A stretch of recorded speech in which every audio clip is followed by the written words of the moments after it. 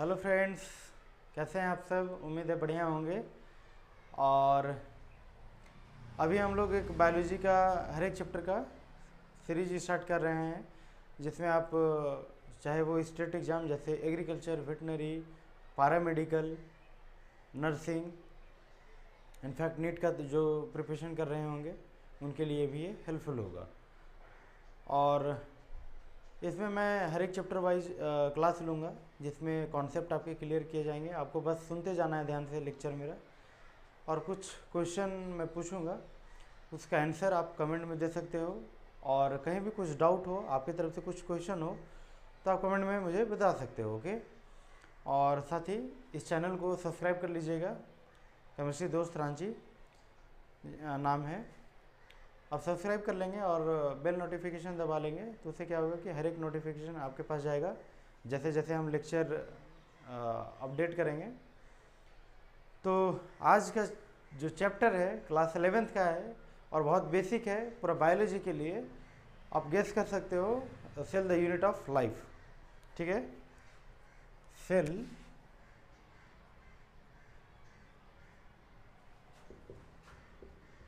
The unit of life. Cell क्या है? The unit of life है। और ऐसा क्यों कहा गया है कि यूनिट ऑफ लाइफ है?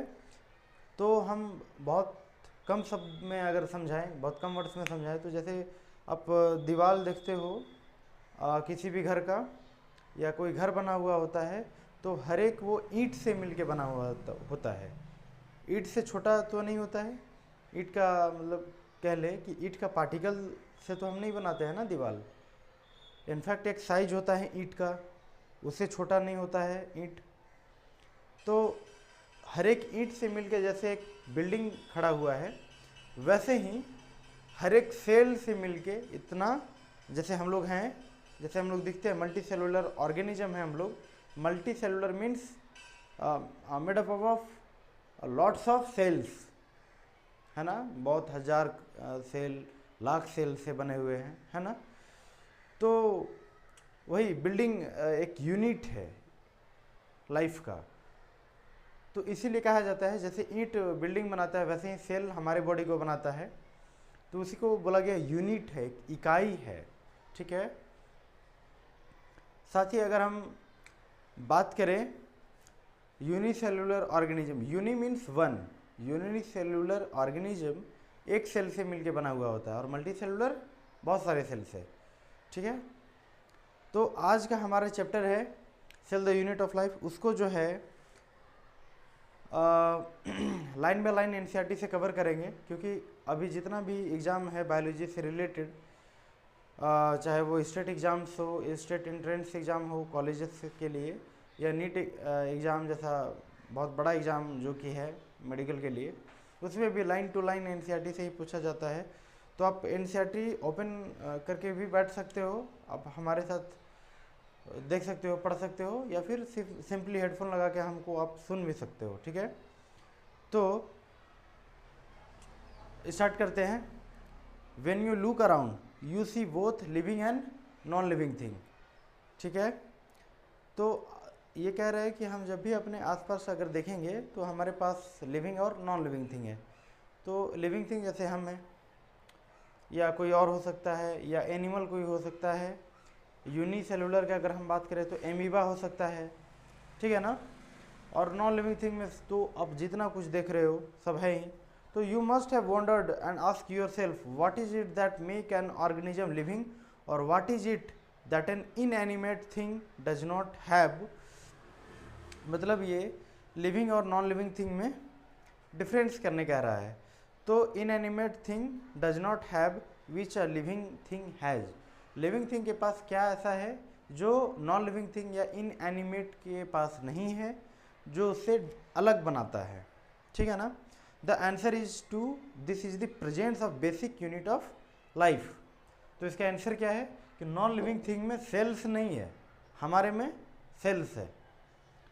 The cell in all living organism, cell हर एक लिविंग ऑर्गेनिज्म में प्रेजेंट होता है। तो सेल एक ऐसा बिल्डिंग ब्लॉक है, मतलब एक कह लीजिए एक इकाई है, यूनिट है, जिसमें जिंदा रहने के लिए जो भी नेसेसरी कंडीशंस है वो उसमें है, वो उसमें परफॉर्म होता है।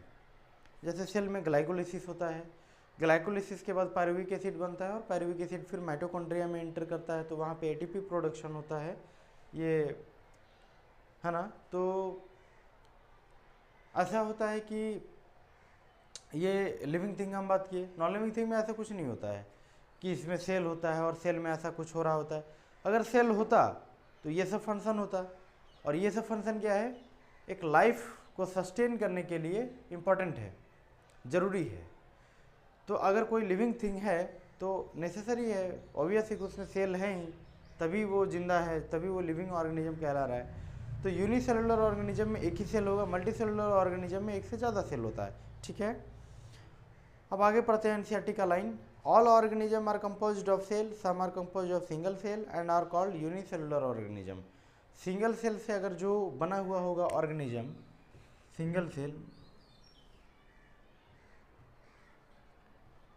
सेल से जो बना हुआ है उसको बोलेंगे यूनिसेलुलर ऑर्गेनिज्म, ठीक है। और जो मल्टीपल सेल या more than one cell, more than two cell से बना हुआ है उसको बोलेंगे मल्टी सेलुलर ऑर्गेनिज्म, ठीक है, मल्टी सेलुलर ऑर्गेनिज्म। अब आगे ये हो गया, इतना बेसिक समझ में आ गया। अब नेक्स्ट टॉपिक चलेंगे, what is a cell. NCERT का नेक्स्ट टॉपिक है what is a cell. Cell है क्या, सेल को समझाना चाहता है एनसीईआरटी।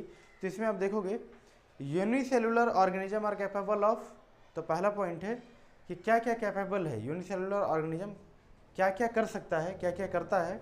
तो पहला पॉइंट है इंडिपेंडेंट एग्जिस्टेंस। सबसे पहला वो इंडिपेंडेंट एग्जिस्टेंस है, ऑब्वियस है, वो यूनिसेलुलर ऑर्गेनिज्म है तो किसी पे तो डिपेंडेंट नहीं है ना अदर सेल में, वो तो खुद एक ही सेल है, तो वो किसी पे डिपेंडेंट रहेगा, है ना। तो यूनिसेलुलर ऑर्गेनिज्म एक सेल का बना हुआ है और वो इंडिपेंडेंट है, वो खुद में जिंदा रहने के लिए जो भी बेसिक फंक्शंस है उसमें हो रहा है, ग्लाइकोलिसिस हो रहा है।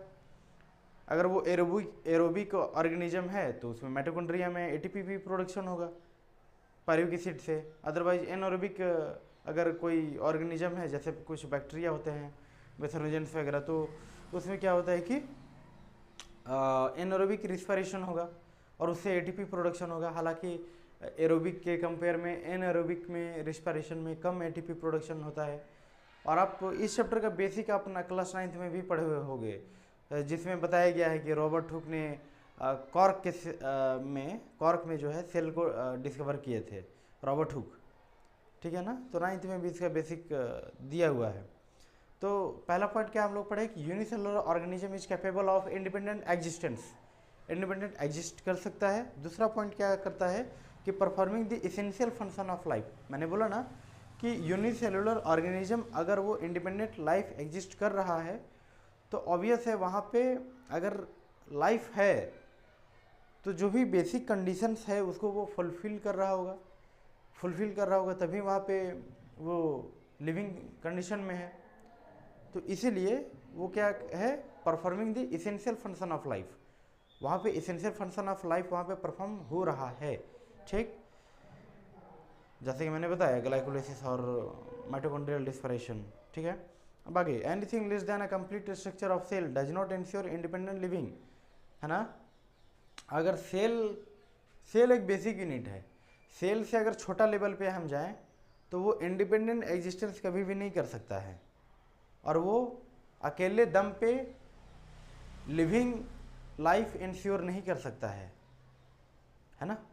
जैसे मान लीजिए अगर एक सेल है तो वो लिविंग कंडीशन में है, क्योंकि वो जैसे यूनिसेलुलर ऑर्गेनिज्म का हम बात करें तो वो सिंगल सेल का बना हुआ है, तो वो लाइफ इंश्योर क्यों कर रहा है, क्योंकि जो भी बेसिक रिक्वायरमेंट है लाइफ के होने के लिए वहाँ पे हो रहा है ना।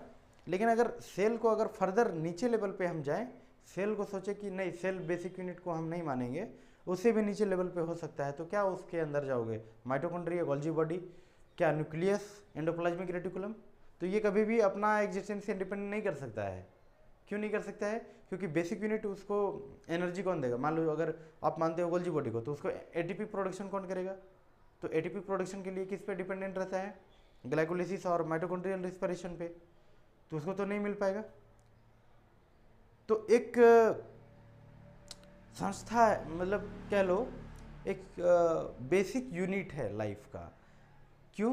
क्योंकि जैसे ऐसे समझो कि टीचिंग के लिए क्या ज़रूरी है, सबसे कम से कम क्या ज़रूरी है? एक टीचर और एक स्टूडेंट का होना। दोनों में से अगर कोई एक नहीं रहा तो टीचिंग सक्सेसफुल नहीं होगा। चाहे वो अगर स्टूडेंट नहीं हो तो एक टीचर रहेगा, तो उसमें भी टीचिंग इंश्योर नहीं होगा। और यदि अगर स्टूडेंट एक है और टीचर ही नहीं है तो भी टीचिंग नहीं होगा। तो बेसिक क्या है? एक टीचर और एक स्टूडेंट का होना टीचिंग के लिए। तो वैसे ही लाइफ को होने के लिए, लिविंग लाइफ को इंश्योर करने के लिए क्या ज़रूरी है? एक सेल का होना ज़रूरी है मिनिमम। मैक्सिमम तो कितना भी सेल का हो सकता है, जैसे हम लोग मल्टी सेलुलर है। ठीक है, होप समझ में आ गया होगा। और कोई भी डाउट हो आप मुझे कमेंट में बता सकते हो। नेक्स्ट लाइन चलते हैं एनसीईआरटी का। हाँ, hence cell is the fundamental structural and functional unit of life of living organism। Structural और फंक्शनल यूनिट क्यों बोला गया है? क्योंकि स्ट्रक्चर मेरा जो इतना बड़ा बॉडी का बन रहा है वो एक सेल से ही बन रहा है, तो स्ट्रक्चरल यूनिट हो गया। और फंक्शनल यूनिट क्यों हुआ? क्योंकि जो भी बेसिक फंक्शन है वो सेल लेवल पे ही हो रहा है। सेल से टिश्यू बना, टिश्यू से ऑर्गन बना, ऑर्गन से ऑर्गन सिस्टम बना। जैसे सुने होंगे रिस्पिरेटरी सिस्टम, डाइजेस्टिव सिस्टम, है ना, नर्वस सिस्टम। तो ये सब किससे बना हुआ है? सेल से ही अल्टीमेटली बना हुआ है। ठीक है, अब आगे Anton von Leeuwenhoek. Anton von Leeuwenhoek कौन थे? First saw and describe a live cell. एक लिविंग सेल जो है कौन डिस्क्राइब किए थे पहला time? Anton von Leeuwenhoek. Anton von Leeuwenhoek.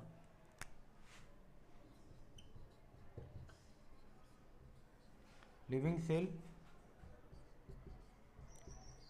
Anton von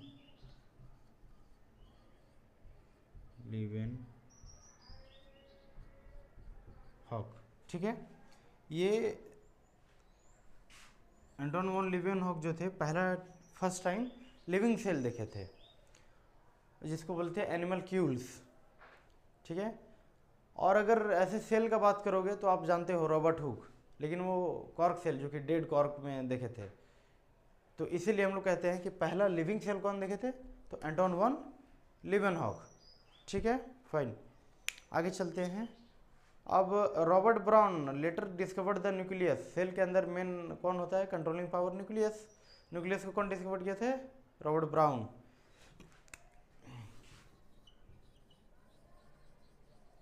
nucleus was discovered by Robert brown.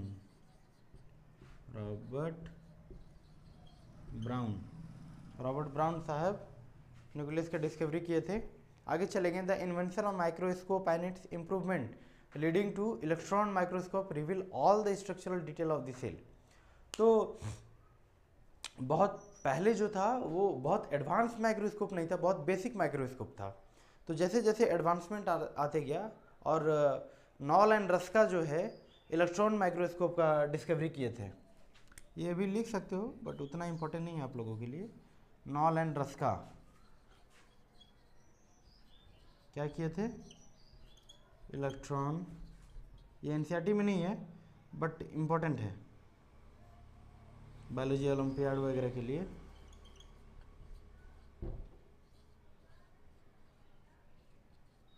ठीक है ना, तो electron microscope knoll and Ruska साहब ने किया था।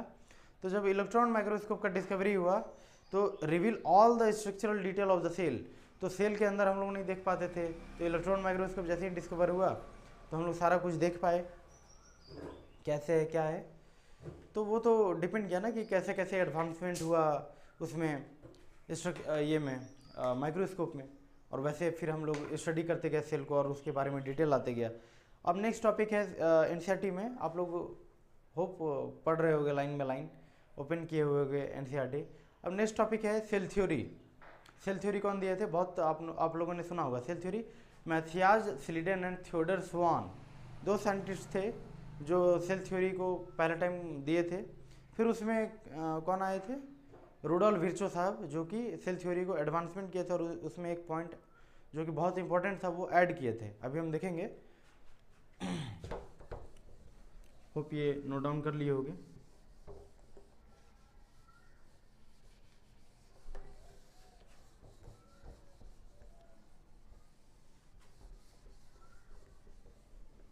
नेक्स्ट है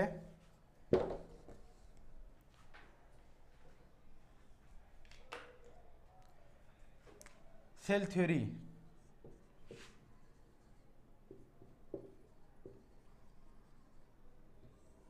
सेल थ्योरी, तो सेल थ्योरी में हम अगर पढ़ेंगे तो इन 1838 मैथियाज सिलीडेन, जर्मन बॉटनिस्ट थे मैथियाज सिलीडेन। 1838 में, कभी कभी डेट भी पूछ सकता है नीट वगैरह में। मैथियाज सिलीडेन, ये क्या थे? जर्मन बॉटनिस्ट थे, जर्मन बॉटनिस्ट। 1838 में, याद रखिएगा। Examine a large number of plant and observe that all plant are compose of different kind of cells which form the tissue of the plant. ठीक है ना?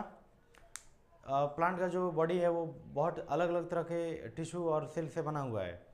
तो ये चूँकि बॉटनिस्ट थे, हम लिखे जर्मन बॉटनिस्ट थे मैथियाज सिलीडेन, तो ये प्लांट सेल पे स्टडी कर रहे थे। तो उन्होंने पाया कि प्लांट जो बॉडी है वो बहुत अलग अलग तरह के सेल्स और टिश्यू से बना हुआ है। आगे हम देखते हैं। And at about the same time Theodore स्वान, एक और साइंटिस्ट थे, जैसा कि मैंने बताया था, थियोडर स्वान। ये 1839 में, एक साल बाद, थियोडर स्वान।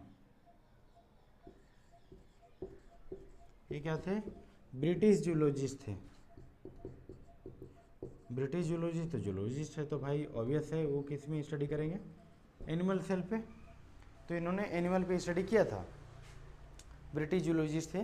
तो study different type of animal cell and reported that cell had a thin outer layer which is today known as a plasma membrane. उस समय पे वो प्लाज्मा मेम्ब्रेन वर्ड नहीं बोले थे, बट वो कुछ बोले थे कि जो है different type of animal cell को स्टडी किया और बोले कि आउटर लेयर जो होता है एनिमल सेल का वो किससे एक थिन लेयर से बना हुआ होता है, जिसको आज हम लोग प्लाज्मा मेम्ब्रेन कहते हैं। ठीक है। He also concluded based on his study on plant tissue that the presence of cell wall is a unique character of the plant cell. presence of cell wall unique character है किसका? Plant cell का, है ना? तो ये इन्होंने यही बताए थे, इन्होंने ही बताया था कि जो है सेल वॉल जो है प्लांट में वो यूनिक कैरेक्टर है प्लांट का, वो एनिमल में नहीं होता है। हालांकि आज हम जानते हैं कि बैक्टीरिया में भी सेल वॉल होता है, बट वो उस टाइम पे कंक्लूजन क्या निकाले कि प्लांट के पास सेल वॉल होना एक यूनिक कैरेक्टर है। ठीक है। On the basis of Schwann propose the hypothesis that the bodies of animal and plant are compose of cell and product of cell, compose of cell and product of cell. ठीक। Schleiden and Schwann together formulated the cell theory. तो cell theory ये लोग दोनों मिलके, ये लोग दोनों scientist मिलके क्या दिए थे? Cell theory. ठीक है। But however did not explain, this theory did not explain, क्या नहीं एक्सप्लेन करता है? As to how new cell were formed, है ना? तो नया सेल बना कैसे? ठीक है, हम बता दिए कि प्लांट्स जो बॉडी है वो बहुत तरह के सेल से बना हुआ होता है।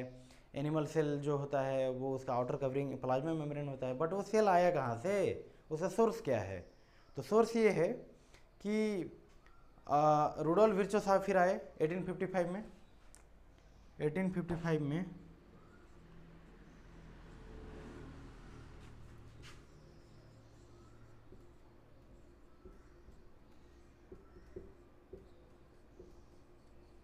रुडोल्फ विर्चो साहब आए और क्या बोले? Cell come from new cell are form from pre existing cell. New cell जो बनता है वो प्री एग्जिस्टिंग सेल से बनता है। इन्होंने ही बताया। जो सेल थ्योरी जो इनकम्प्लीट था, ये लोग दोनों जो दिए थे सेल थ्योरी, तो इनके बिना इनकम्प्लीट था कि नया सेल आया कहाँ से? तो रुडोल्फ विर्चो साहब बताए ओमनी सेलुला ई सेलुला। ठीक है ना? ये एक ओमनी सेलुला ई सेलुला, ओमनी सेलुला ई सेलुला, इसका मतलब होता है कि new cell come from pre existing cell. तो new cell come from pre existing cell, वो ये रुडोल्फ विर्चो साहब ने बताया, तब जाके फिर सेल थ्योरी पूरा कंप्लीट हुआ, ठीक है ना। He modified that the hypothesis of Schleiden and Schwann to give the cell theory a final shape. जो सिलिडन एंड स्वान का जो थ्योरी था, जो हाइपोथेसिस था, उसको पूरा कंप्लीट करने के लिए, कंप्लीट स्ट्रक्चर देने के लिए, फाइनल शेप देने के लिए रुडोल्फ विर्चो साहब ने अपना स्टेटमेंट ऐड किया। और सेल थ्योरी आज जो हम पढ़ते हैं वो कंप्लीट है। और वो क्या है, पहला पॉइंट है all living organism are compose of cell and product of cell. जितना भी लिविंग ऑर्गेनिज्म आप देखते हो वो सेल का बना होता है या प्रोडक्ट ऑफ सेल का बना हुआ होता है। नंबर 2 है all cell arise from pre existing cell, और जितना भी सेल्स है वो प्री एग्जिस्टिंग सेल से अराइज होता है, जिसका मतलब है कौन दिए थे, रुडोल्फ विर्चो, ओमनी सेलुला ई सेलुला। तो आज के लिए इतना ही रखते हैं, फिर हम कल डिफरेंट टाइप ऑफ सेल पढ़ेंगे, जिसमें नेक्स्ट टॉपिक है an overview of cell, NCERT का, ठीक है ना। तब तक आप नोट डाउन कर सकते हो, पढ़ते रहो अच्छे से, और होप नोट कर लिए होगे। और ऐसे ही हम लाइन टू लाइन एनसीईआरटी पढ़ाते जाएंगे, और ज़्यादा नहीं, एक क्लास में थोड़ा थोड़ा करके ही पढ़ाएंगे, बट आपको समझ में आना चाहिए।